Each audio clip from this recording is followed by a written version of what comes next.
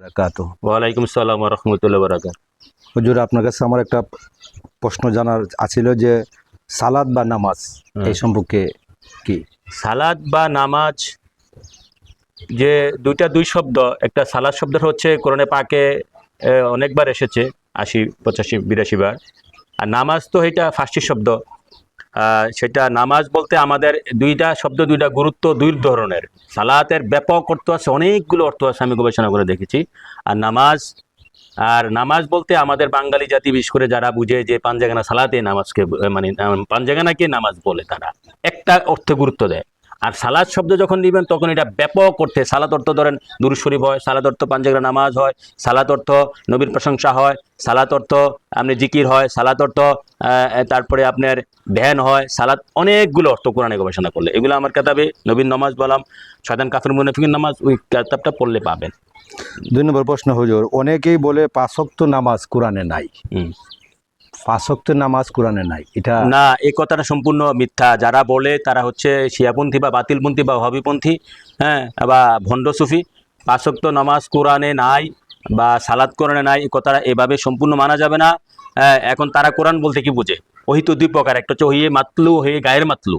হ্যাঁ, একটা হচ্ছে ওহি মাতলু কোরআন শরীফ, আর ওহি গায়ের মাতলু হচ্ছে হাদিস শরীফ। কোরআন হাদিস মিললেই, তো দুটোটা মিললেই কোরআন শরীফ, দুটোটা মিললেই নবীর কথা, কোরআনও নবীর কথা, হাদিসও নবীর কথা। সালাত কথা কোরআনে আসছে বারবার, আর পাঞ্জাগানা সালাত নবীজি হাদিস শরীফে পড়াইয়া দেখাইছেন, আদায় করে দেখাইছেন। অতএব দুটোটা মানতে হবে। অতএব কোরআন এবং হাদিসে অবশ্যই পাঞ্জাগানা সালাতের কথা এসেছে পরিপূর্ণভাবে।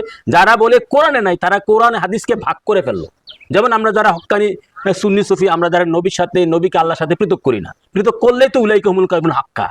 নবীকে যেমন আল্লাহর সাথে পৃথক করা যাবে না, তেমনি কোরআনকে হাদিস থেকে পৃথক করা যাবে না, করলেই বাতিল হয়ে গেল।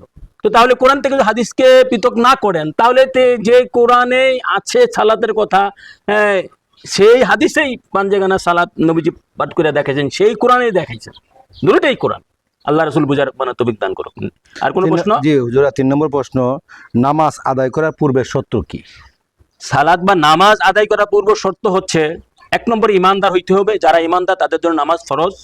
হ্যাঁ, যারা ইমানদার, ইয়া আইয়ুহাল্লাযিনা আমানু আমিলুস সালিহাতি, তারপরে তারা আমল করবে। ইমান আগে, ইমান, নবীকে জান ও মালের চেয়ে বেশি ভালোবাসতে হবে। 2 নম্বর হচ্ছে হালাল খাইতে হবে। হালাল খাইয়ে তারপরে ইবাদতে যাইতে হবে, অন্যথায় কোনো নামাজ, রোজা, হজ, যাকাত কিছু কবুল হবে না। 3 নম্বর শর্ত হচ্ছে নামাজ আদায় করার আল্লাহ রাসূলের সন্তুষ্টির জন্য যে কোনো ইবাদত, শুধু নামাজ নয়, যে কোনো ইবাদত করতে হবে। এই শর্তগুলো পূরণ করা অত্যন্ত কঠিন বর্তমান যুগে, অন্যথায় কোনো নামাজ কবুল হবে না। বুঝতে পারছেন? জি। আর কোনো প্রশ্ন? 4 নম্বর আরেকটা প্রশ্ন হলো হুজুর, দাইমি সালাত, দাইমি সালাত নিয়ে এই ব্যাপারে কি? দাইমি সালাতের ব্যাপারে কোরআনে আসছে সূরা মাইরাজে, আল্লাযিনা হুম আলা সালাতিহিম দাইমুন, দাইমি সালাত মানে যারা সদা সর্বদা সালাত আদায় করে। সদা সর্বদা সালাত আদায় কি? দাইমি সালাতকে আমি 3 ভাগে ভাগ করেছি।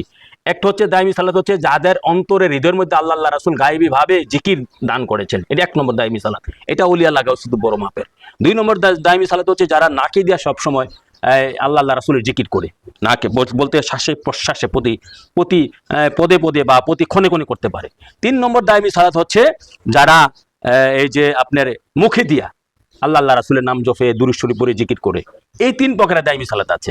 এখন যারা বলে দাইমি সালাতও লাগবে, দাইমি সালাত তো এটা আল্লাহ রাসূলের দান, যারা করতে পারে তো ওয়েলকাম, ভালো।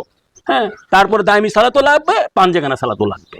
পাঞ্জাগানা সালাতকে অস্বীকার করতে পারবে না। যারা পাঞ্জাগানা সালাতকে অস্বীকার করে, যারা বন্ড সুফি বা শিয়া একদল আছে, এটা সম্পূর্ণ বাতিল।